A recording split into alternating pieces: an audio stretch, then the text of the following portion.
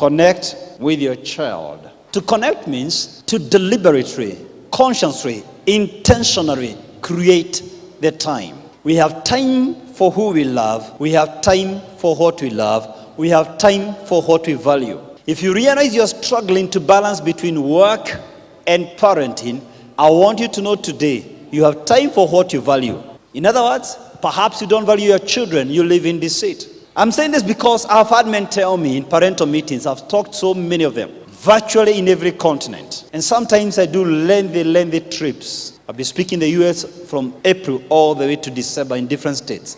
And some fathers tell me, I have paid the fees, I have bought the books. What else do they need from me? Excuse me, who made you AMREF and Red Cross? Why would you want to reduce yourself from a father to a sponsor? Why would you want to reduce yourself from the highest title? If you have paid the school fees, did you know that's the indivisible minimum? Everyone else has done the same. That's the entry level, the lowest entry level for you as a parent. How then do we graduate from sponsors to parents? By connecting them. How? Creating the time. For children, time equals love. Love equals time. I want to pull for you two illustrations of two successful people and then ask you, how much success do you want? I want to put an international example and a national example. Professor Wangari Maathai is the only Nobel laureate from the nation of Kenya.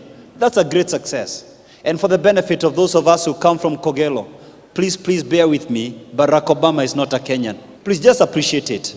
If he was, he wouldn't have been elected the president of the US. It's against the Constitution. Just agree and let's move on.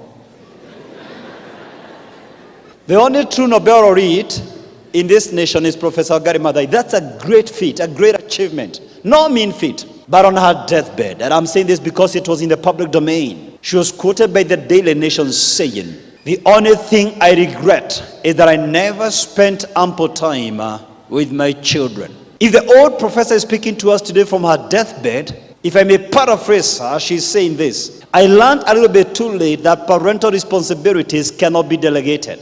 I learned a little bit too late that in matters parenting, you can't pick it up from where you left after putting up the apartments and earning the rentals, after putting up a nice business, after building your career, and then pick it up from where you left, because the growth of children is irreversible. So this I regret. Yes, I'm a Nobel laureate, but there's something here I can't make up.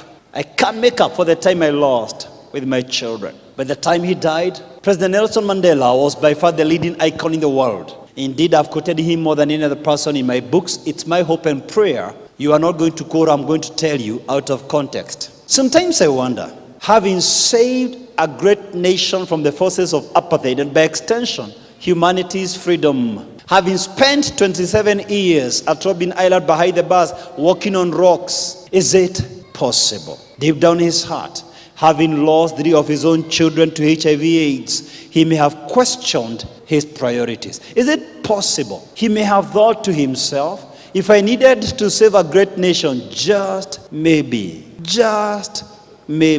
I did need to start a family. I don't know who in this live audience would want to be the next CEO of the multi-companies in Kenya, would want to be the next country director of an international NGO, would want to be the next vice chancellor of a reputed university, would want to be the next senior pastor of Sitam Kisumu, would want to be the next governor at the expense of your children getting HIV/AIDS, at the expense of your children getting lost in alcoholism, at the expense of your children being brought down by a bullet because they were involved in crime, they were lured by terrorists. You see, for me, if my precious mercy walked out on me because of misconduct, for me, if my son Zeke, if my daughter Ivy someday told me, Dad, if only you were there for us like you went inspiring people around the world, if only you kissed away our tears, you understood our heartaches, maybe today I wouldn't be in prison. Maybe today I wouldn't have been wrecked by drugs. Maybe today I wouldn't be in ICU. I would consider myself one more failure and a broken-hearted daddy, and never again would I stand before people to speak what I'm so passionate about, parenting. Because to me, true success is when those closest to you love and respect you the most.